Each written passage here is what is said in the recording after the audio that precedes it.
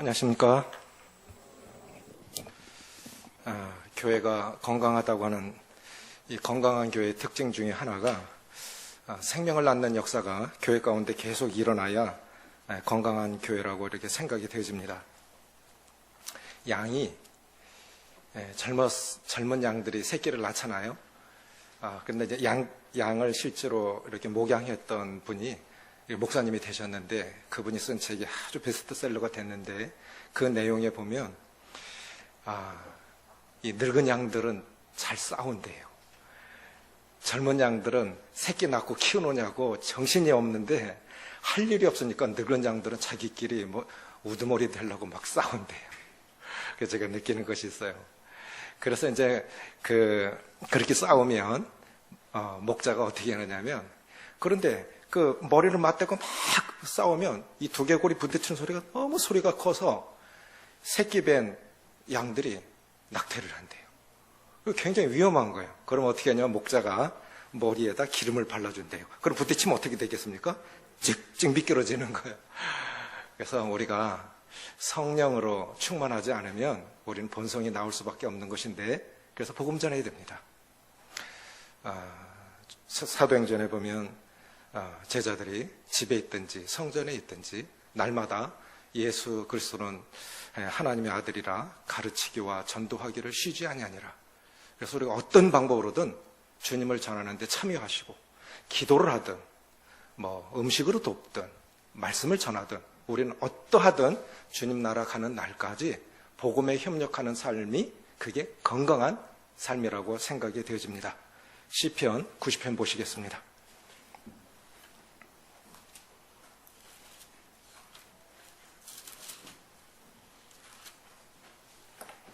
시편 90편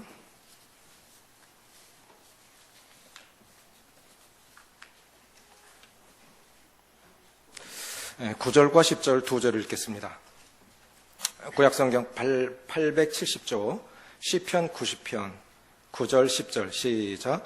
우리의 모든 날이 주의 분노 중에 지나가며 우리의 평생이 순식간에 다하였나이다. 우리의 연수가 70이요 강건하면 80이라도 그 연수의 자랑은 수고와 슬픔뿐이요 신속히 가니 우리가 날아가나이다. 인생을 지혜롭게 사는 비결이라는 제목으로 말씀을 드리겠습니다.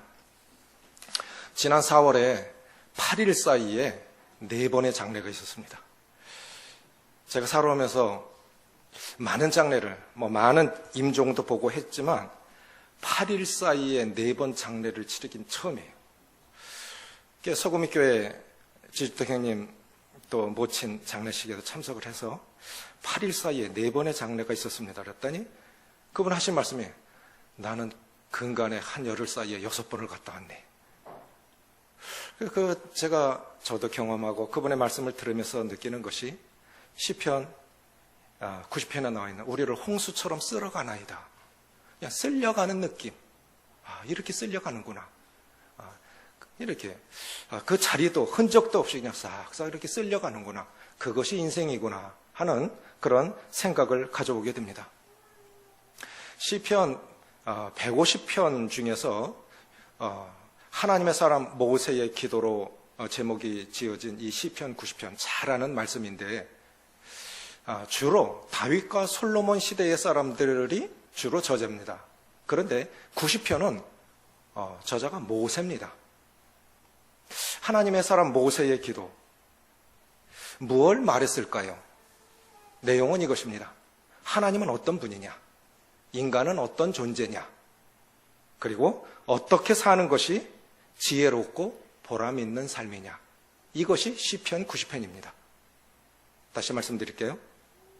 하나님의 사람 모세가 어쩌면 그의 생을 압축한, 그가 정말 오고 가는 세대에 말하고 싶었던 내용은 3가지입니다. 하나님은 어떤 분이시냐? 우리는 어떤 존재냐? 그리고 어떻게 사는 것이 지혜로운 삶이냐? 요거 말한 겁니다. 그래서 시편 90편의 핵심 요절은 10절입니다. 12절입니다. 같이 읽습니다. 시작. 우리에게 우리의 날 계수함을 가르치사 지혜로운 마음을 얻게 하소서. 우리에게 우리의 날 계수함을 가르치사 지혜로운 마음을 얻게 하소서. 그런데 솔로몬의 고백은 그렇지 않아요. 헛되고 헛되며 헛되고 헛되니 모든 것이 헛되다. 솔로몬같이 금수저 물고 나온 사람이 어디 있습니까? 왕의 아들이니까 당연히 왕을 계승했고 예루살렘 왕이요. 잠언 3000절을 암송하고 노래 1500절을 암송했던, 레바논의 백향목부터 담에나는 우슬초까지 모르는 것이 없었던, 그에게 물어서 답을 못한 것이 없을 만큼 그렇게 박식했던 솔로몬. 부귀영화를 솔로몬같이 누린 사람이 어디 있겠습니까? 그런데 그의 생애 고백이 뭐냐면 다 헛되다는 거예요. 결국 바람을 잡으려는, 바람이 잡힙니까? 이게 뭔가 잡으려고 잘 했지만 결국은 안 잡히더라는 거죠. 그리고 마지막에 전도서 10장에서 이 모든 것을 들었으니 여호와를 경외하고 그 명령을 지킬지어다. 결국은 무슨 얘기한 겁니까? 성경에 기록된 대로 살지 않으면 인생 헛거다라는 것입니다. 아프리카 격언에 질문하는 사람은 길을 잃지 않는다라는 격언이 있다고 합니다. 뭐라고요? 질문하는 사람은 길을 잃어버리지 않는다. 우리가 왜 우리 인생에 방황하느냐? 왜 잘못 가는 거냐? 묻지 않아요. 특별히 남자들은 잘 안 물었습니다. 분명히 방황하고 있는데, 길을 잘못 가고 있는데도 근데 여자들은 잘 묻죠. 여보, 차 세우고 좀 물어보고 가. 아이, 그래서 한 바퀴 다 돌아도 안 나오는 거예요. 그래도 안 물어. 남자들은 고집이 세요. 그 고집으로 망하는 거예요, 결국은. 그런 면에서 여자들이 더 지혜로운 것 같아요. 모르면 물어야죠. 바울도 예루살렘 장로들에게 가서 내가 전하고 있는 복음이 맞습니까? 하고 물었다고요. 그러면 내가 이것이 바로 가고 있는 것입니까? 우리는 가족들에게도 물어야 되고 동역자에게도 물어야 되고 앞선 선진들에게도 물어야 됩니다. 그래야 실수하지 않고 방황하지 않을 수 있습니다. 어떻게 사는 것이 지혜로운 삶이겠습니까? 첫째는 하나님의 속성에 관한 인식입니다.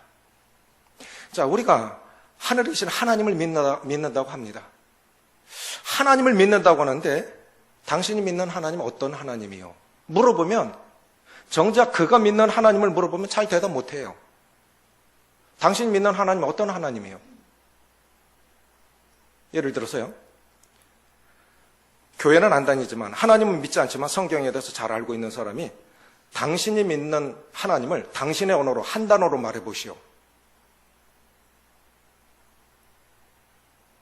그런 질문을 받았다면 능히 받을 수 있는 질문이죠. 하나님 안 믿어도 성경 아는 사람 많아요. 많습니다. 당신이 믿는 하나님을 당신의 언어로, 그래 아브라함의 하나님, 이삭의 하나님, 야곱의 하나님, 그런 하나님 말고, 성경 속에 있는 하나님 말고 당신이 아는 하나님, 당신이 경험한 하나님, 당신이 믿었으니까 지금까지 경험한 그 하나님을 당신의 언어로 내가 이해할 수 있도록 한 단어로 말해보시오 했을 때 어떻게 답하시겠습니까? 그럼 답을 못한다면 우리는 하나님을 어떻게 알고 있는 겁니까? 하나님을 어떻게 알고 있는 겁니까? 우리는 한번 깊이 있게 정직하게 한번 생각해 보셔야 됩니다. 내 하나님은 어떤 하나님인지, 난 하나님을 어떻게 알고 있습니까? 하나님의 사람 모세 고백은 1절에 주여 주는 대대 우리의 거처가 되셨나이다. 산이 생기기 전 땅과 세계도 주께서 조성하시기 전 곧 영원부터 영원까지 주는 하나님이시니이다. 이스라엘 백성들이 가장 변하지 않는 것을 산으로 꼽습니다. 그렇죠? 산은 잘 안 변하죠? 그런데 그 산도 언젠간 변한다고요. 이스라엘 백성들이, 그러게 모세의 고백은 뭐냐면 대대의 거처가 되셨나이다. 예, 거처라고 하는 건 안식처, 위로, 쉼 이런 뜻을 갖고 있습니다. 진리를 알지니 진리가 너희를 자유케 하리라. 이 진리이신 주님을 만나서 우리가 참 자유를 경험했어요. 우리가 어디서 저희의 자유를 얻을 수 있겠습니까? 완전한 용서, 단번에 영원히 용서될 십자가 사역, 그 우리 주님 만나면서 우리가 진짜 자유를 경험했습니다.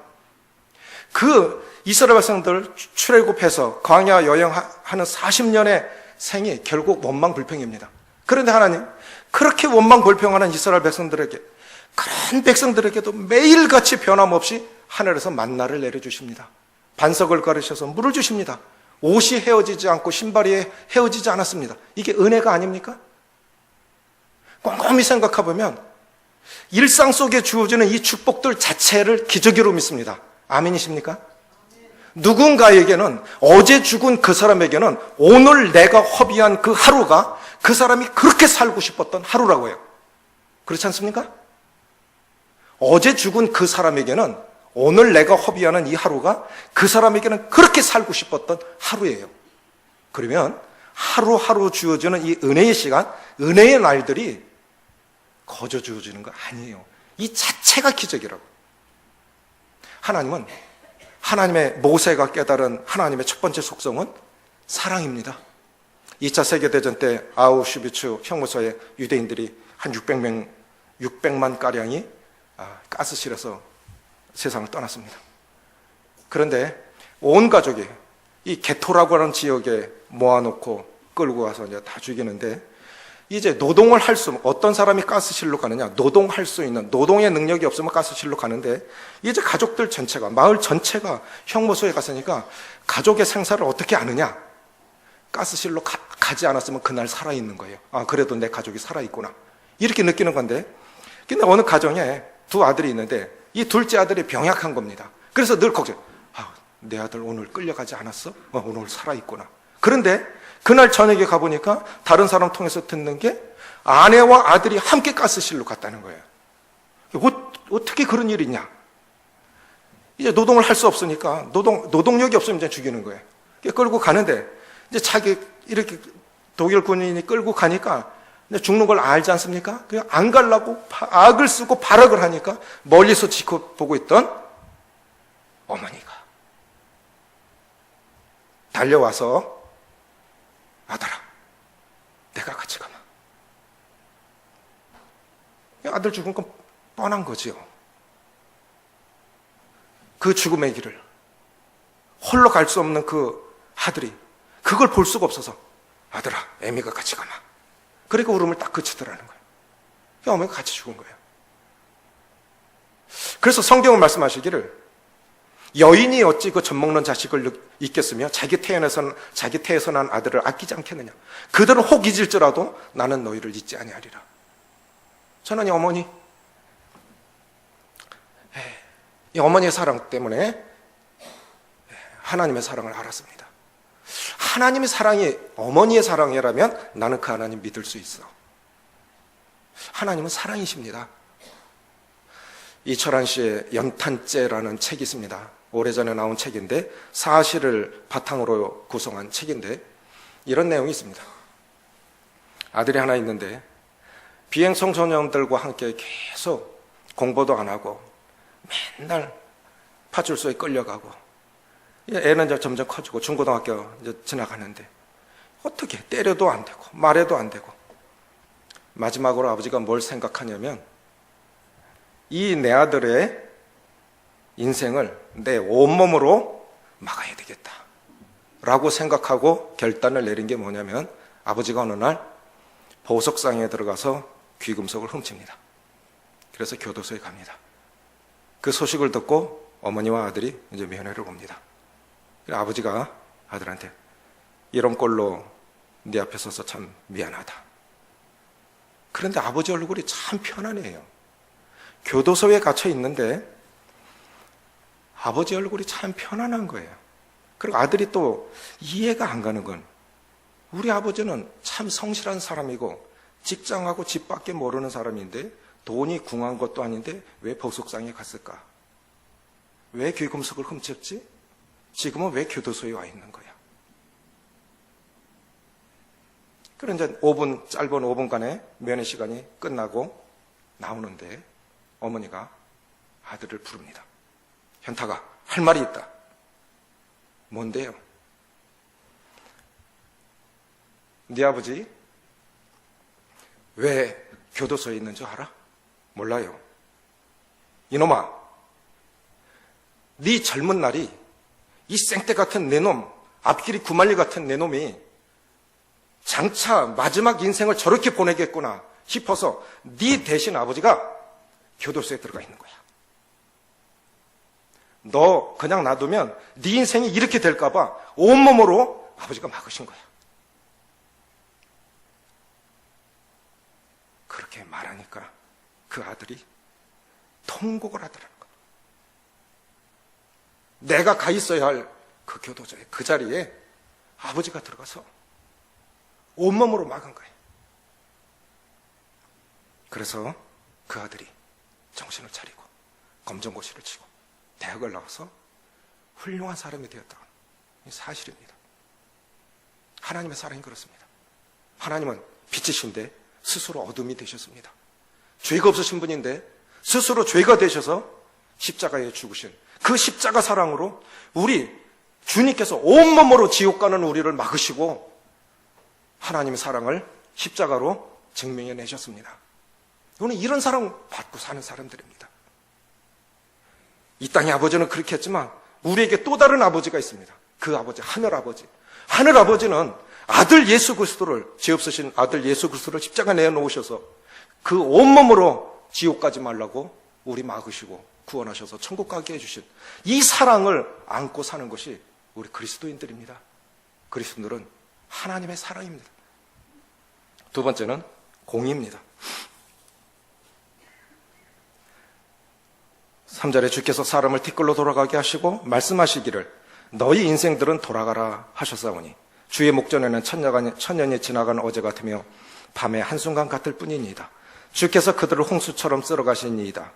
그들은 잠깐 자는 것 같으며 아침에 돋는 풀 같으니이다. 홍수처럼 쓸어갑니다. 우리가 기억해야 할 것은 우리가 하나님을 사랑해야 되지만 하나님을 두려워해야 됩니다. 우리는 세상법에 능가하는 하늘법에 따라 사는 사람들이기 때문에 사랑하기 때문에 징계합니다. 오히려 하나님을 어쩌면 잘 달리는 말에 채찍질하라고 하나님께서도 더 잘 사는 사람에게 더 많이 징계하시는 것 같아요. 사랑하는 사람을 더 많이 징계하시는 것 같아요. 이스라엘 백성들 애굽에서 건져내셔서 하나님께서 가나안 땅에 심으셨습니다. 하나님께서 친히 망대와 같이 외적으로부터 보호해 주시고 술투를 만드는 것과 같이 그들에게 제사 제도를 하나님 이렇게 선결하고 이 이방 민족에 경험하지 못하는 영적인 지식과 지혜도 주시고 다른 민족에 경험할 수 없는 영적인 특권들을 허락해 주셨는데 그래서 그들은 하나님이 얼마나 위대하신 분이시냐, 하나님 어떤 분이시냐를 삶으로 그 민족이 하나님이 어떤 분이냐를 증거해내야 됐는데 그렇지 않았던 거예요. 그래서 하나님이 얼마나 혹독하게 징계하십니까? 먼 나라 사람들을 불러와서 징계를 하시는데 바벨론, 페르시아, 로마 사람들까지 불러서 이스라엘을 징계하십니다. 어쩌면 이스라엘 역사는 피해 역사입니다. 이스라엘 가면 홀로코스트 있습니다. 그들이 어떤 학살을 당하고 어떤 고통을 당했는지 어린아이부터 노인까지 사진 쫙 붙어 있는데 생각해 보십시오. 600만 명이 가스실에서 사라졌어요. 상상이 안 가는 일이죠. 왜 하나님은 그렇게 하셨습니까? 받은 특권이 크기 때문에 그렇게 하나님 앞에 바르게 살지 않으면 하나님께서 징계하실 때 그건 징계는 무서운 거예요. 그래서 하나님 징계하신 겁니다. 때로는 저는 이렇게 생각합니다. 우리가 받은 특권 때문에 책임도 더 크다고 생각을 해요. 그런데 우리는 특권만 생각하고 책임을 생각하지 않으니까 잘못 살아가는 겁니다.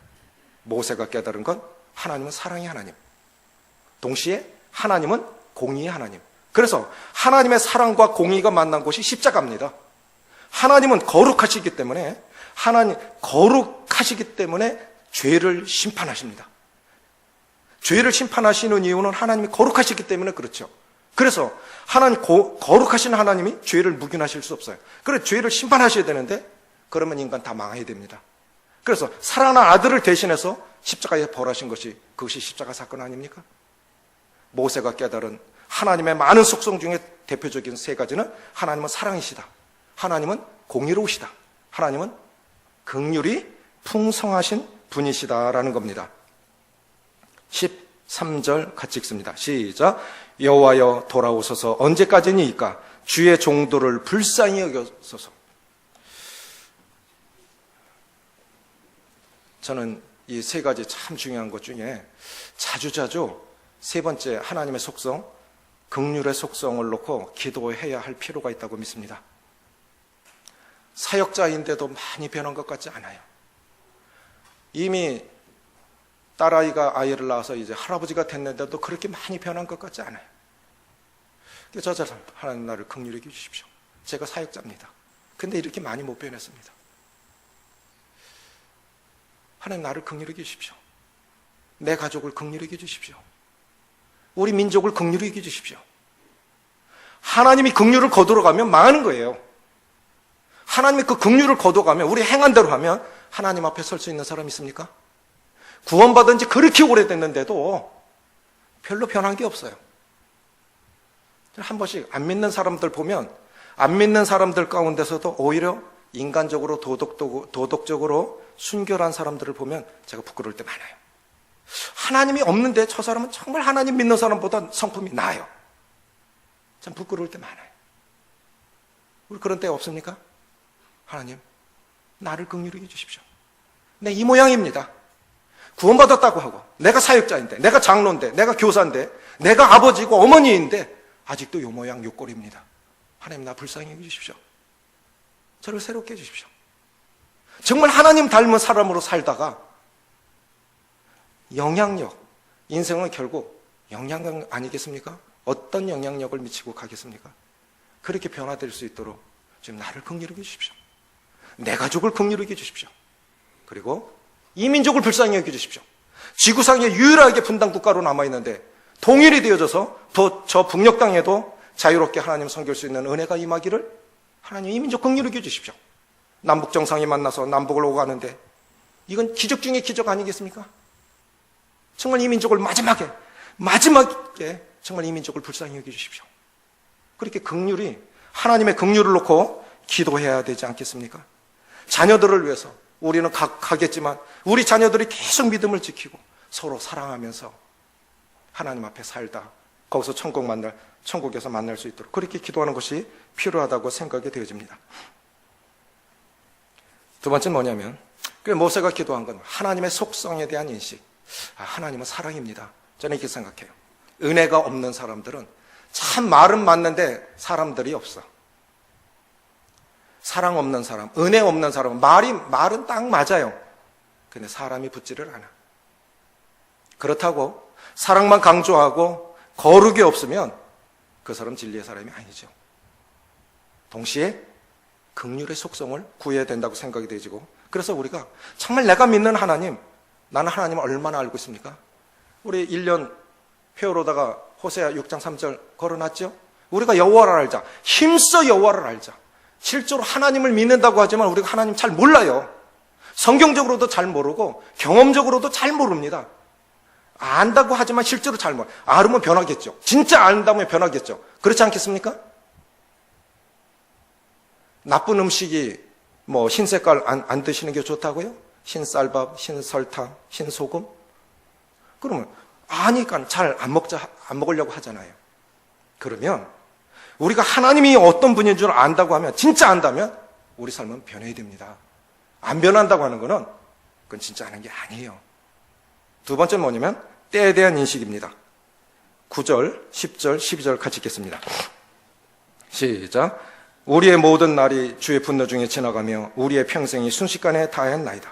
우리의 연수가 70이요 강간하면 80이라도 그 연수의 자랑은 수고와 슬픔뿐이요 신속기간이 우리가 날아가나이다. 12절. 우리에게 우리의 날 계수함을 가르치사 지혜로운 마음을 얻게 하소서. 인생을 지혜롭게 사는 비결 두 번째 따라해 보십시오. 시간 관리 능력. 인생을 지혜롭게 사는 비결 두 번째는 시간을 잘 관리하는 겁니다. 시간의 소중함을 아는 사람이 지혜롭게 사는 사람입니다. 1년? 재수생에게 물어보십시오. 그 1년을 어떻게 공부했느냐에 따라 그 진로가 결정이 됩니다. 이 재수생에서 1년 얼마나 중요한 시간입니까? 한 달? 한 달 월세 내기 힘든 사람에게 한번 물어보십시오. 그 한 달이 얼마나 소중하고 얼마나 빨리 지나가는지. 사업주들에게 물어보십시오. 벌써 한 달 월급 줘야 돼. 한 주? 주간지 만드는 사람 그 시간 맞추느냐고 얼마나 애먹겠습니까?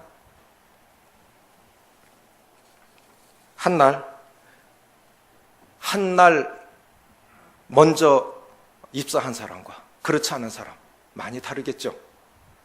또 1시간의 소중함, 그렇게 임종 때 자식 얼굴 한번 보고 싶어서 기다렸는데 어머니, 아버지 운명한 후에 자식이 왔어요. 그 1시간 차이로. 그랬을 때 그 사람에게 있어서 그 1시간은 어떤 가치입니까? 차윤아님, 장모님 명절 때마다 아니면 가끔씩 가서 복음을 전하고 또 차윤아님도 장모님한테 많이 복음 전하시고 뒤늦게 알고 갔는데 이제 숨을 몰아쉬고 계세요. 임종 직전이구나. 마지막 복음을 전하고 찬송 불러드리고 기도하는. 근데 그 모친이 우시는 거예요. 임종 직전에 우시는 거예요. 보고 싶으셨던 것 같아요. 그리고 4시간 만에 가셨어요. 그 사람에게서, 임종하는 사람에게서 이 1시간이 얼마나 아까운, 얼마나 소중한 겁니까? 1분이 얼마나 소중합니까? 우리는 1분 차이로 버스를 놓칠 때 있습니다. 1분 차이로 열차 놓칠 때 있습니다. 그렇죠? 기록 경기 하는 사람들 100m 뛰는 거 0.0001 초 단위로 계산하면 이 1초는 기록 경기 하는 사람에게서 엄청난 가치입니다. 그렇게 생각하면 우리는 분초, 일본 사람들은 분초까지 계산해서 약속 장소를 정한다고 하대요. 우린 시간 관리 어떻게 하십니까? 시간 관리 잘하는 사람이 지혜롭게 사는 사람입니다. 미국에서 있었던 일인데 고등학교를 졸업한 한 학생에게 어느 날 은행에서 전화가 한 통 옵니다. 당신 계좌로 1,440불이 입금이 되었으니까 찾아서 유용하게 쓰시기 바랍니다. 난데없이 그 말하고 또 끊어. 참, 별 사람 다 봤네. 무시합니다. 다음 날 또 전화가 옵니다. 어제 송금한 거 안 찾아가셨네요. 오늘 다시 1,440불을 송금을 합니다. 찾아서 유용하게 쓰십시오. 또 이번엔 미친 사람이 다 있나. 무시합니다. 세 번째 날 또 전화가 옵니다. 오늘은 꼭 찾아 쓰십시오. 그래서 속는 셈 치고 찍어보니까 1,440불이 입금이 된 거예요. 이게 뭔가, 이걸 써도 되나. 그래서 조금 찾아 썼습니다. 다음 날 또 전화가 왔습니다. 조금 찾아 쓰셨네요. 유익하게 잘 사용하십시오. 오늘 또 1,440불을 송금합니다. 또 들어있는 거예요. 다음 날 이게 웬 떡이냐 싶어서 찾아고 그냥 5번인 거예요. 고등학교 졸업한 사람이 쓸 일이 뭐 그렇게 많습니까? 엉뚱한테 5번인 거예요. 그 다음 날 또 전화가 옵니다. 돈을 함부로 쓰신 것 같네요. 그래서 당신은 돈을 유익하게 관리할 능력이 없는 것 같아 이제 더 이상 돈을 송금하지 않습니다. 그리고 지금까지 돈을 송금한 사람을 바꿔드리겠습니다. 바꿔놨는데 아버지요. 대기업 회장이 사연을 얘기합니다. 아들아, 나는 네가 매일매일 네가 고등학교를 졸업했으니까 이제 네 인생에 대해서 네가 책임을 져야 할 나이가 됐다. 그러니까 이제부터 네가 돈을 잘 유익하게 사용하기를 바라는 마음에서 너를 시험해 본 거다. 나는 너에게 매일 1,440불을 송금을 했지만 돈보다 더 중요한 하나님께서 우리 모든 사람에게 각자에게 주신 매일매일 주시는 1,440분을 잘 관리해라. 하루가 분으로 따지면 1,440분입니다. 그거를 아들을 교훈하기 위해서 돈으로 준 거예요. 우리는 매일매일 주시는 이 재산을 어떻게 활용하고 있습니까? 우리는 시간의 청직입니다. 주님 일을 하든 하지 않든 하나님 앞에 이 시간 관리 잘 하셔서 하나님의 사람 모세가 하나님께 여쭌 질문의 핵심, 우리에게 우리의 날 계수함을 가르치사 지혜의 마음을 얻게 하소서. 주님, 이때 내가 어떻게 살아가야 되죠? 시작보다 마무리하기가 더 어렵습니다. 인생 잘 마무리하려면 잘 살아야 돼요. 잘 열심히 산 하루가 단잠을 가져다 주듯 열심히 잘 살아온 삶이 좋은 죽음을 가져다 줍니다. 그래서 성경은 말씀하시기를 세월을 아끼라, 때가 악하니라 라는 것은 기회를 살아라는 뜻입니다. 똑같은 시간인데도 어떤 사람은 참 주님 일을 많이 해요. 우선순위를 가려서 주님 일을 참 잘해요. 근데 어떤 사람은 안 그래요. 저는 생각합니다. 바쁜 사람, 정말 바쁜 사람들 많습니다. 그런데 그 바쁨이 바쁘다는 이유로 바쁨에 매여 있으면 시간을 잘못 관리하는 거예요. 시간을 잘못 관리하는 거예요. 똑같은 시간을 잘 관리해서 그 가운데서라도 우선순위를 잘 정하셔야 하리라고 생각이 되어집니다. 누구나 언젠가는 자신이 살아온 삶을 돌아볼 시점이 있을 겁니다. 세 번째는 뭐냐면 중요한 것인데 하나님의 영광스러운 나라와 상급에 대한 인식입니다. 지혜로운 삶이 뭐냐? 하나님이 어떤 분이냐를 알아가는, 경험하는 것. 두 번째, 때에 대한 인식. 세 번째는 하나님의 영광스러운 나라와 상급에 대한 인식입니다. 16절, 17절 같이 읽습니다. 시작. 주께서 행하신 일을 주의 종들에게 나타내시며 주의 영광을 그들의 자손에게 나타내소서. 주 우리 하나님의 은총을 우리에게 내리게 하사 우리의 손이 행한 일을 우리에게 견고하게 하소서. 우리의 손이 행한 일을 견고하게 하소서. 이게 뭐냐면 쉽게 말하면요, 하나님 인생 다 살고 가져갈 것이 있게 해주십시오, 이 뜻입니다. 인생 다 살고 남는 인생 되게 해주십시오, 이런 뜻입니다. 시편 11편에 보면 터가 무너졌으니 의인이 행한 것이 무엇인고, 그걸 쉽게 풀으면 결과가 그런데 그럼 그 사람이 어떻게 살았다는 거지? 터가 무너졌으니 의인이 행한 게 뭐냐? 결과가 그렇다는 거예요. 저는 이렇게 생각합니다. 사람을 남기고 가는 것이 참 축복이라고 믿습니다. 특별히 믿음의 사람들. 여기서 16절은 주께서 행하신 일을 주의 종들에게 나타내시며 주의 영광을 그들의 자손에게 나타내게 하소서. 믿음의 사람들을 남기고 떠나는 것이, 그것이 가장 큰 상급이라고, 가장 보람있고 가치 있는 일이라고 믿습니다. 믿음의 사람들을 남기고 가는 것, 그것이 내 자녀이든 다른 사람이든 그런 믿음의 사람들을 남기고 가는 것, 그것이 하나님이 기대하시는 겁니다. 사도 바울이 디모데후서 4장 16절에서 내가 선한 싸움을 싸우고 나의 달려갈 길을 마치고 믿음을 지켰으니 이제 후로는 나를 위하여 의의 면류관이 예비되었으니 그러므로 주께서 곧 의로우신 재판장이 그날에 내게 주실 것이니 나뿐 아니라 주의 나타나심을 바라는 모든 사람들에게니라. 7절이 있기 때문에 8절이 있는 건데, 무엇을 위해서 싸웠을까요? 저는 두 가지라고 믿어요. 자신과 싸웠을 거다. 자신과. 사도행전 20장에 보면 사도 바울이 장로들의 첫 번째 사역, 인도자들에게 첫 번째 사역은 자신의 영성관리입니다. 너희는 자기를 위하여 온 양떼를 위하여 상가라. 자기를 위하여. 그러니까 자기 영혼관리, 자기 영성관리가 가장 으뜸인 것 같아요. 그래서 뭘 싸웠을까? 자신과 싸웠을 거다. 두 번째, 죄와 싸웠을 거다. 그래서 승리한 겁니다. 남는 인생 되기 위해서 오늘 말씀을 마무리하면서 천재 시인 윤동주 시인의 시를 좀 인용하고자 합니다.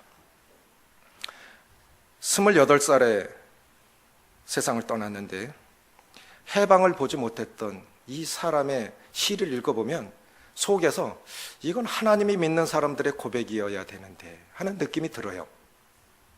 내 인생의 가을이 오면, 언젠가 이제 인생을 결산할 날이 오겠죠. 내 인생의 가을이 오면, 나는 나에게 물어볼 이야기들이 있습니다. 내 인생의 가을이 오면 나는 나에게 사람들을 사랑했냐고 물을 것입니다. 그때 가벼운 마음으로 말할 수 있도록 나는 지금 많은 사람들을 사랑하겠습니다. 세상 떠나면서 참 많은 사람들 어렵게 했구나. 많은 사람들 상처 주고 떠나가는구나. 참 가볍지 않잖아요. 내 인생의 가을이 오면 나는 나에게 열심히 살았느냐고 물을 것입니다. 그때 자신 있게 말할 수 있도록 나는 지금 맞이하고 있는 하루하루를 최선을 다하여 살겠습니다. 내 인생의 가을이 오면 나는 나에게 사람들에게 상처를 준 일 없냐고 물을 것입니다. 그때 자신 있게 말할 수 있도록 사람들을 상처 주는 말과 행동을 하지 말아야겠습니다. 내 인생의 가을이 오면 나는 나에게 삶이 아름다웠느냐고 물을 것입니다. 그때 기쁘게 대답할 수 있도록 내 삶의 날들을 기쁨으로 아름답게 갖고 가겠습니다. 오늘 행복하지 않은데 내일 행복할까요? 그렇게 살아온 삶이 행복이겠습니까? 어떤 가운데서도 자녀들이 부모는 자녀 바라기 같아요.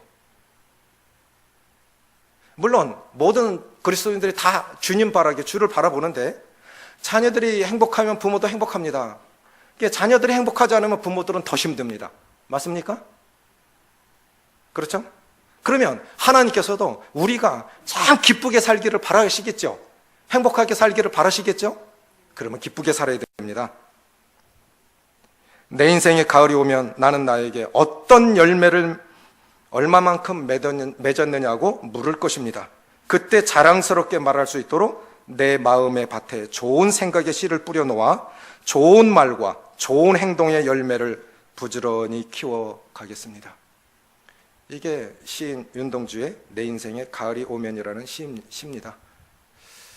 인생의 가을은 다 맞이합니다. 마지막에 주님 앞에 가져갈 것이 있는, 보람이 있고 가치 있고 참 행복해노라고 그렇게 고백하는 삶들이 되시기를 바랍니다. 기도하시겠습니다.